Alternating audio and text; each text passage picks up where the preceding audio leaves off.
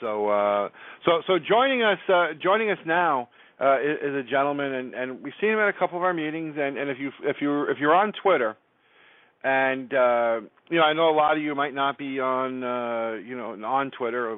For a lot of us, Facebook's enough. And but if you're on TweetDeck and you're following tweets in Woodhaven, you'll see this gentleman's name pop up because he's been around and he's been canvassing for signatures and he's out there campaigning now. And that's a gentleman named Jeff Kurzon. He joins us now, and he is running for Congress in the 7th District. Jeff, how are you? Thanks for calling in.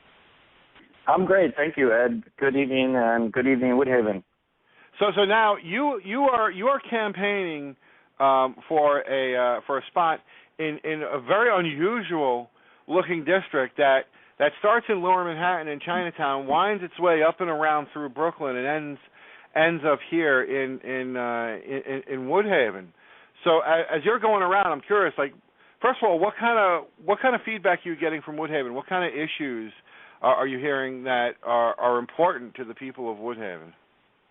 Well, I would say the district starts in Woodhaven and winds around through Brooklyn and then Lower East Side and then back into Brooklyn down to Sunset Park. And, Woodhaven reminds me of where I grew up outside Boston. It's a great place. And just like Patty was saying on the call earlier, there's a concern that, our streets could be safer. And the same is true at the other end of the district in Sunset Park. There's resurgence of gangs and, speaking with residents of Woodhaven, people are concerned that there's not enough police. And I've been in dialogue with the New York City Police Department. They have 35,000 officers. And, we could always use more. And I think we also could treat our police better by paying them more. But I have some solutions on how to, prevent crime basically without hiring more police, because until we change the status quo in Washington, it's very unlikely that we're going to get any federal funding, additional federal funding to help pay for our police. Okay, so tell us a bit more about that. How are you going to go about that? Well, right now there's a new police commissioner and, a new old police commissioner, I guess, because he used to be New York police commissioner before Kelly. And he had an initiative on Twitter, to basically make police more friendly and approachable and more integrated with the communities that they're protecting. It on one hand, it backfired because, people have cited incidences of police brutality. The stop and frisk is very controversial. But really, we have to think about policing as community safety. And police are not supposed to be an occupying force. They're supposed to be part of the community. They're supposed to be trusted officials that people can go to, and that they get an adequate and fair response from. So, I've myself, as a New York City resident, in just the last year of the campaign, I've been a victim of crime twice. I had a bicycle stolen from Williamsburg. It was locked, and someone clipped the lock. And then I had a computer stolen, and fortunately it was password protected, but that's still a financial loss. And much more serious things happen, in Highland Park, and I'd be interested to speak more with your listeners and people who live and what they think about cameras on the perimeter of the park. Not so much as a deterrent, because I don't think it would deter crime, but in case of a violent crime that happened in the park, then it would certainly help the police do their investigations. I think probably having cameras in the park would be a little bit too much Big Brother, and parks are a community gathering spot where it's public, but we've had so many invasions of privacy, that people do value what's left, and I don't think cameras in the park are a good idea, but certainly cameras on the exterior for investigative purposes. And then a crime happens, I think, when people are not given a stake in conformity. So in New York's 7th Congressional District, only 2 out of 3 people are graduating from high school. So we have to create programs after school, during the summer, that will keep kids engaged, and programs in school that might not necessarily gear them for college, but would get them ready for a trade such as shop or computers that would prepare them for a meaningful career. On one hand, improving the economy, on the other, working with the police to create more of a community presence. Personally, I don't like seeing cops cruise around in cars because, it's much harder to approach them when they're in a vehicle. But if they're walking around the street, they're people too. They're trying to support their families, and I'd like to see them get a raise and be more approachable and more accessible. So those are just some ideas, and I think I have more. And you can check out our website at jeffkurzon.com, JEFFKURZON.com. Interesting points. And listen, I think you hit the nail on the head when you're talking about better educating people. I think it's important. I also think in a city like New York, taking a look at our organization, our infrastructure in our government. We went on a tear a while ago, just basically saying, New York City is broken because of some of the things that we just saw when we were reporting, major issues that might not have seemed, big to some people, but when we had a building that had broken pipes that was spewing urine and feces, freezing onto the sidewalk next to a school, and it gets reported and takes 4 months to address. When we have a collapsed building that is destroying a community center and a senior center, next to it, and it takes a year and a half to get addressed. Some of these things that just seem to be it's so massive, and there doesn't seem to be good communication. And frankly, a lot of times when we deal with some of the city workers through 3811, we're a little disappointed in their. I don't want to use the word competence, but I think sometimes I wonder if we're getting the best training and we have the best organization and infrastructure in our city. So anything we could do to better educate people and better streamline the city so that it runs better would be greatly appreciated.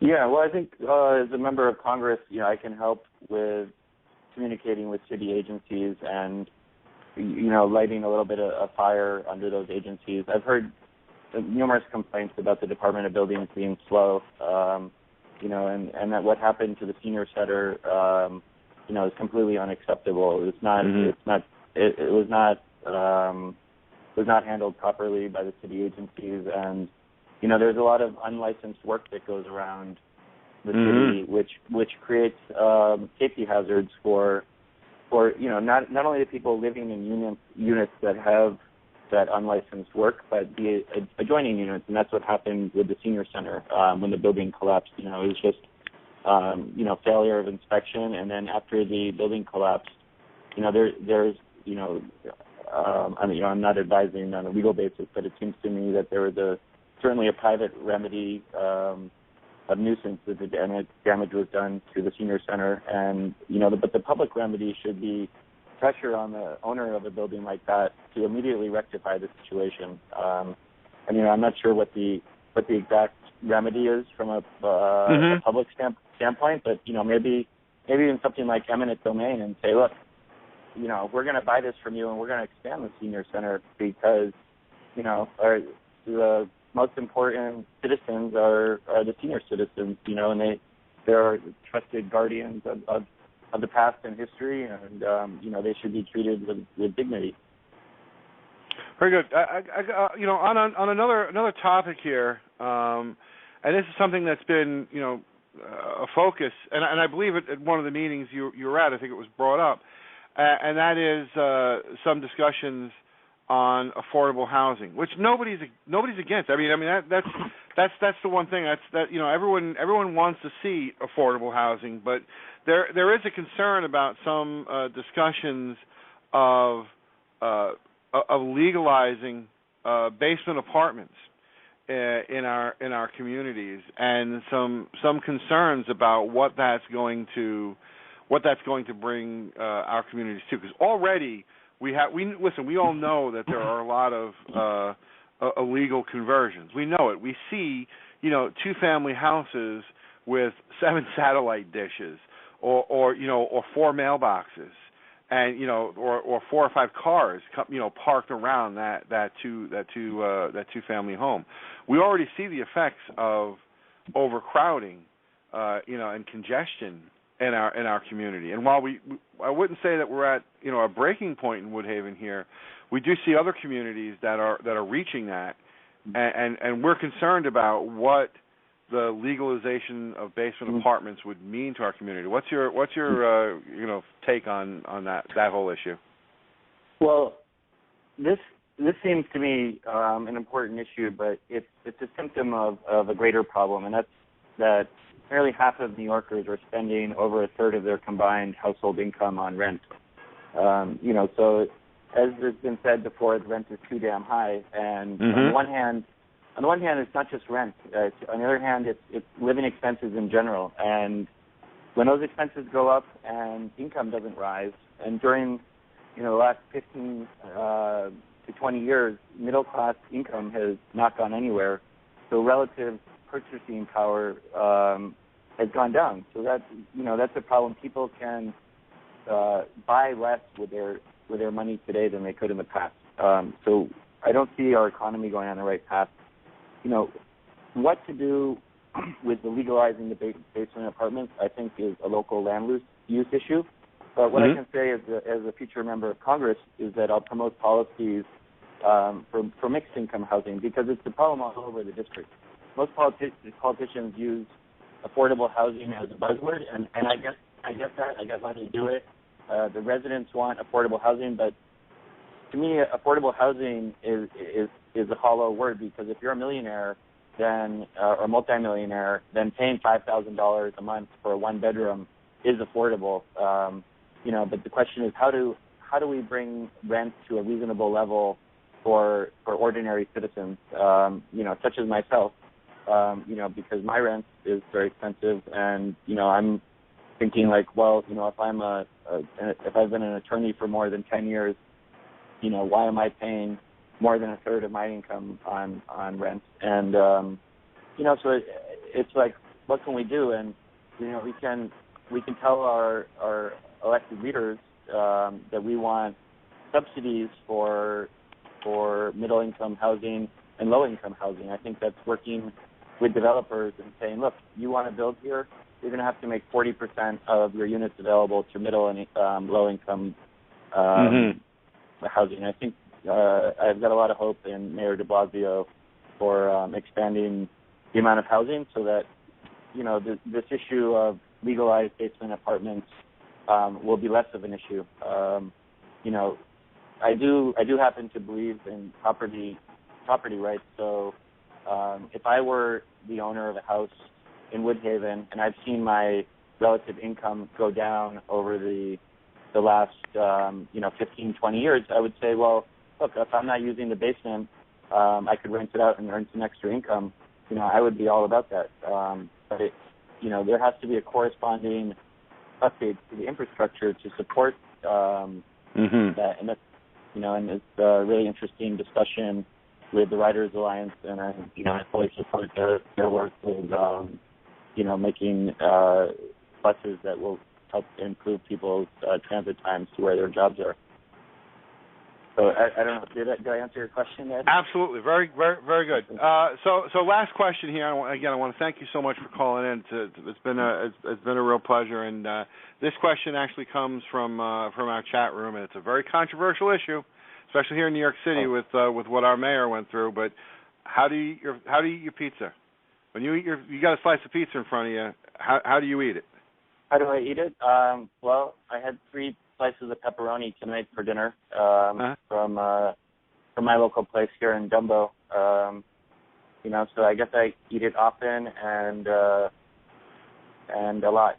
All right, but you don't use a knife and fork for it, do you? Oh, no, I don't use. I use Tabasco sauce.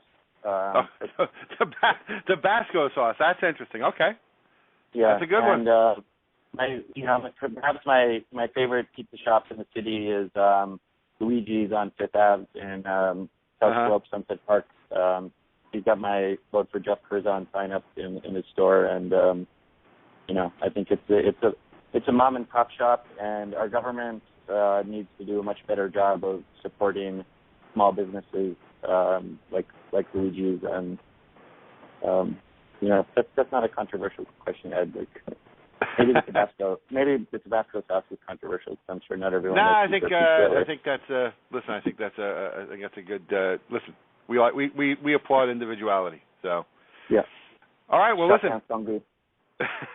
want to thank you for calling in, and we wish you luck. When is the primary? The primary will be Tuesday, June 24th, so 18 days, and I'll be back in Woodhaven. I think the Writers Alliance is having a June 16th meeting. I'd like to go to that, and our team will be out knocking on doors and calling people in Woodhaven and asking them for their support on June 24th. All right. Well, listen, good luck to you, and we'll be talking to you soon. Okay. Thank you, Ed. Thanks, Jeff. That's Jeff Curzon, and you can visit his website at jeffcurzon.com, JEFFKURZON.com. He's running.